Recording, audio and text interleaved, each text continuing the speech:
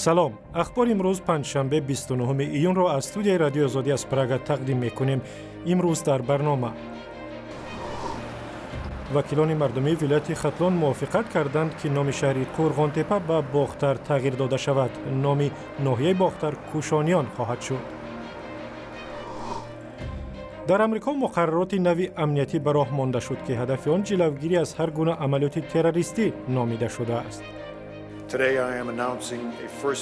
امروز من اعلان میکنم که اولین قدم را در تطبیق تقاضاهای نوی امنیتی برای تمام هواپیماهای تجارتی از خارج به امریکا وارد شونده را اجرا کردیم. گروهی از مردم در جنوب تاجیکستان هنوز هم رنج بیماری را میکشند که در سالهای اول جنگ داخلی به آن گرفتار شدند. کدام مادرم گذشتگی فرزند شب به یاد میاره و امو گشنگی و چند اونم به تیو یک شب و چند اونم میگم هم دوره دنو نداشتیم. تفصیل خبرها. وکیلان مردمی در ولایت ختلان پیشنهاد برای تغییر نام قرغان تپه را قبول کردند و گفتند طرفدار آن هستند که مرکزی سیرحالی ترین ولایت تاجیکستان باختر نام بگیرد. قرار در این باره روز 29 ایون در نشست مجلس ولایت ختلان قبول شده است. بر اساس این قرار ناحیه باختر کوشانیان نام میگیرد و شهری سربند تا چند وقت دیگر لیوکند خواهد شد. مقامات تاجیکستان میگویند هدف از تغییر نام ناحیه، شهر و روستاها احیای نامهای باستانی و ملی است، اما منتقدان میگویند بهتر است حکومت تمرکز سری بهتر کردن نیک و احوالی مردم شهر و ناحیه ها بکند، نه تغییر نام آنها. کمیته حالتهای فوق‌العاده تاجیکستان گفت که سیل در ناحیه اشت اولی همین هفته چند انشاءات خرد را خراب کرد. در ویدیویی که از روستای پونوک محل حادثه فرستادند دیده می شود که چگونه سیل در یک آن رودخانه روستا را پر می کند و تا به سطح خانه ها می رسد. کمیته حالتهای فوق‌العاده گفت حادثه روز 24 ایون به وقوع پیوست و کسی در این فلاکت آسیب ندیده است، اما روز 26 ایون سیل در روستای اماندره در پنجکند و ده ها خانه آسیب رساند و کشتزارهای وسیع مردم را زیر لای و گل کرد. رو میاریم به موضوعهای بین المللی. در امریکا مقررات نوی امنیتی به اجرا درآمد که به گفته مقامات هدف آن تامین امنیت پروازها و جلوگیری از هر گونه عملیات تروریستی است. مقررات نو که از قبل اعلان شد مسافران و شرکت‌های هواپیمایی را نگران کرده بود، چون گفته میشد ممکن است به مسافران اجازه ندهند که با خود در هواپیما نوتبوک داشته باشند. و این زمان فرمان بحث برانگیز رئیس جمهوری آمریکا دونالد ترامپ هم روز پنجشنبه حکم اجرا گرفت که این فرمان اجازه نمیدهد شهروندان چند کشور مسلمانشین تا 90 روز دیگر وارد امریکا شوند. گزارشی که حالا میبینیم در همین باره است. وزارت امنیت داخلی ایالات متحده آمریکا چهارچوب نوی تفتیش هواپیماهای خارجی هنگام ورود آنها به این کشور را اعلان کرد و گفت که مسافران می توانند لپتاپ و جهاز دیگری الکترونی را با خود به داخل هواپیما بگیرند. وزیر امنیت داخلی آمریکا جان کلی میگوید نهاد زیر رهبری او باید از حساب توسعه چاره‌های مربوط به امنیت پروازها نظم و ثبات را تحکیم بخشد و امکان حمله‌های تروریستی را کاهش دهد.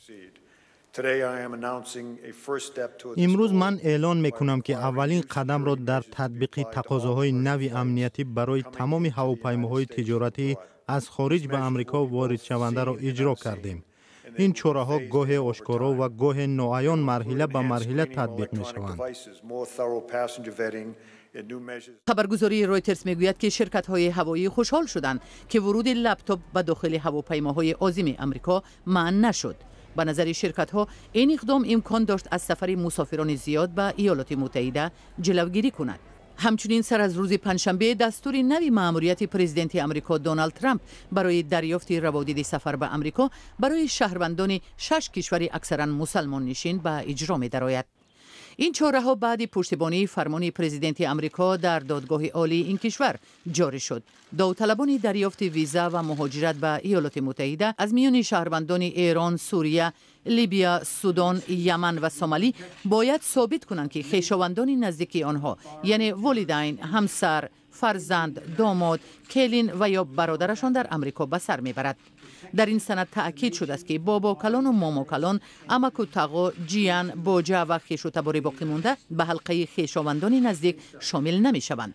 در طول 90 روزی که منع ورود پای بر جا خواهد بود، مقامات امریکا شرایط نوی تقدیم روادید سفر و حق مهاجرت به امریکا را تشخیص خواهند کرد. برمیگردیم به تاجیکستان. هیئت تحریریه نشریه ملت که یک ماه باز نشر نمی شود میگویند قصد دارند دیگر باره نشر این هفته‌نامه سیاسی اجتماعی را به راه مانند. عدالت میرزا مؤسس ملت روز 29 ایون به رادیو آزادی گفت ممکن است روزنامه ماهای نزدیک با دیگر شکل برگردد. مردان محمد همکار ما در صحبت با عدالت میرزا اول درباره بازماندن نشر ملت پرسید. در یک ماه اخیر در فروشگاه‌ها نشریه ملت که یکی از نشریه‌های خیلی پرخواننده تاجیکستان بود در فروشگاه ها دیده نمی شود. متوقف شدن فعالیت نشریه ملت دلیلش چی است؟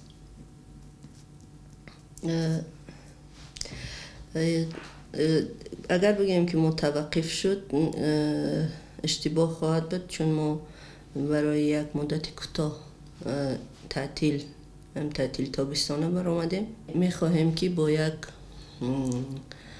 دیدگاه تازه، با یک شکل تازه دوباره در فضای مطبوعات نمو کنیم، چون که همون اودیتوریایی که امروز در تاجیکستان هست ذوق توجهش تغییر کرده است. برای همین در شکل کهنه باقی ماندن مطبوعات دیگر در تاجیکستان به نظر من فکر میکنم که چندان کار درست نیست، چون که امروز اکثریت قشر تحصیل کرده تاجیکستان به خصوص مردانی تحصیل کرده، مردان سنی که 20 تا 40 ساله 45 ساله که اساساً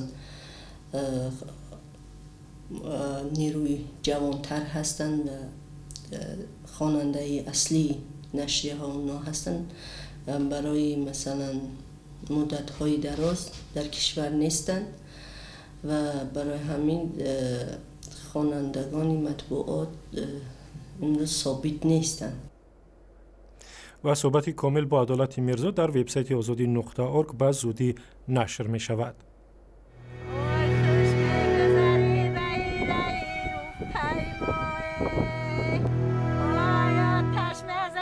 اون روز هیچ که فراموش کرده نمیتونم. بچه ما کشتن، شما کشتن، اکا کشتن، بچه اکا کشتن، سو فراموشیه. با گذشت 20 سال از خاتمه جنگ داخلی تاجیکستان، گروهی از مردم در جنوب کشور رنج بیماری را میکشند که در سالهای اول جنگ داخلی با آن گرفتار شدند. سبب بیماری هم قحطی بود که جنگ 5 ساله داخلی تاجیکستان با خود آورد. مومن احمدی در این باره گزارش می‌دهد. این خانه 25 سال پیش بعد مصیبت بی صاحب ماند. خویشاوندان صاحب خانه برای آن ویرانش نکردند که یادگاری از عزیزان خود داشته باشند. اینا چند آدم خریدارش چند کس من ماشینم داد، پولم دادن ندادم. تو بیا ای رحمتی اکا میسته با میونه ولی برای می اکا داشتم من دیگهش کنه ندادم. تا سال 1993 در این خانه برادر عیسی موسی با 8 عضو عائله اش میزیست. در اوج زمان جنگ شهروندی به بیماری ورم جگر گرفتار شدند و به جز دختر خرده همه فوتیدند. موسی ایسایف و خانواده‌اش از جمله 6,500 ساکن ناحیه فرخار بودند که از استعمال گندم آمیخته با تخم یک رستنی زهرآلود شدند. بیماری ورم جگر حدود 500 نفر را کشت. در بیماری پدرم بود، دادرم بود، خواهرم بود.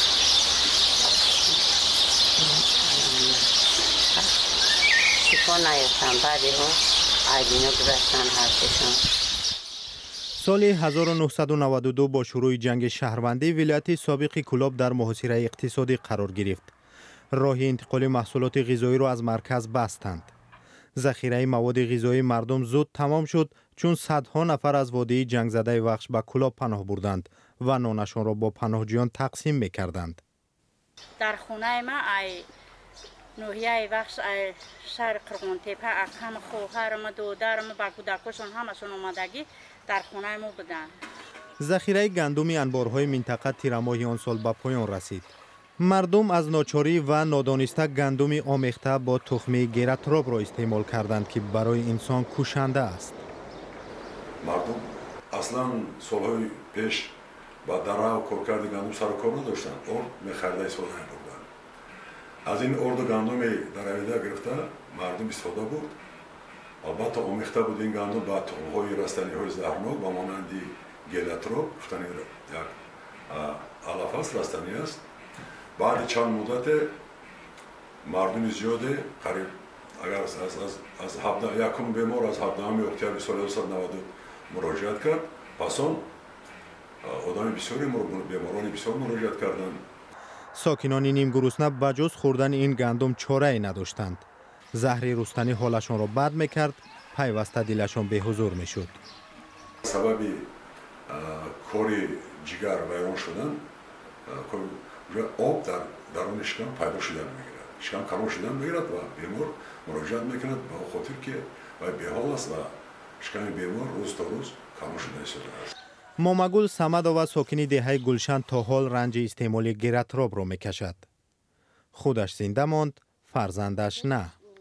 یک بچه کم تولد 92 بود. نم بالنیستاده. برای مردمی که جبر جنگ و گرسنگی و استعمال تخمی رستنی خطرناک را کشیدند، یادآوری از آن روزها بسیار سخت است. کدام مادرم گذشتگی فرزندش به یاد میاره و امو گشنگی و چانونم بته و یک شب و چانون میگم هم دوره دنو نداشتیم. خدا امو روزو دیگه. رهبران قرقیزستان خواستند روسیه در جنوب این کشور و در مرز با تاجیکستان یک پایگاه نظامی بسازد. در منطقه‌ای که گاه ساکنان روستاهای نزد مرزی تاجیکستان و قرقیزستان با هم جنگ و جنجال کردند. روسیه که در قرقیزستان و هم در تاجیکستان پایگاه نظامی بزرگی دارد هنوز در این باره چیزی نگفته است. کیومرسیتا گزارش می‌دهد. پایگاه روسی کند بارها وسیله برای معامله و تجارت بین روسیه و قرقیزستان شده است. گاه مقامات بیشکک گفتند که نیروهای خارجی را از کشور جواب می‌دهند. گاه برعکس خواستند که حضور نیروهای روسیه در کشور تقویت یابد. این دفعه به گفته المازبک اتنبایف رئیس جمهوری قرقیزستان، روسیه می‌خواهد به پایگاه کند در نزدیکی بیشکک اسلحه و مهمات نو بیارد. اتنبایف میگوید که چند پیش درخواست برای وسیع‌تر کردن کند را رد نمود و مقامات روسیه را ناراحت کرد. وقتی مقامات روسیه خواستند پایگاه نظامی کند را وسیع کنند، ما قاطعانه رد کردیم. عین زمان اگر روسیه می‌خواهد تکنیکای نظامی در کند را نوسازی کند، ما مخالف نیستیم. من گفتم اگر آنها واقعا غم امنیت قرقیزستان را می‌خورند، چرا باید کند را وسیع کنند؟ اما کم کردن تعداد سربازان روسیه در پایگاه کند در نظر نبوده است و برعکس المازبک اتنبایف به مسکو پیشنهاد کرده است که در جنوب قرقیزستان یک پایگاه نو بسازد. مقامات بیشکک گفتند حاضرند زمین را رایگان در اختیار روسیه بگذارند. به گفته کارشناسان قرقیز، این پایگاه برای تأمین امنیت کشور ضرور می شود. آینده نزدیک عملیات در موصل در عراق و سوریه به ضد گروه دولت اسلامی به پایان می رسد. بدون شک تروریستان بین المللی با آسیای مرکزی رو می آورند. در صورت به موافقه رسیدن، بخش پایگاه روسیه در آش یا بادکند می تواند برای عملیات آماده شود.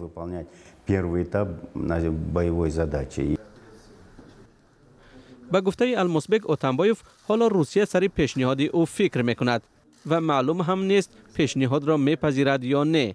تاکان ممتو فرمانده پیشین نیروهای مرزبانی قرقیزستان میگوید که آنها 10 سال قبل به روسیه پیشنهاد کردند تا در جنوب این کشور پایگاه بسازد، اما طرح روی کاغذ ماند. مسئله تأسیس هر گونه پایگاه روسی در جنوب قرقیزستان بر دوش رئیس جمهوری آینده می افتد، چون تیر ماه امسال مهلت ریاست جمهوری المازبک اتنبایف به پایان می رسد. و برنامه ما اینجا به پایان رسید. سپاسگزاریم که با ما بودید. خدا نگهبان.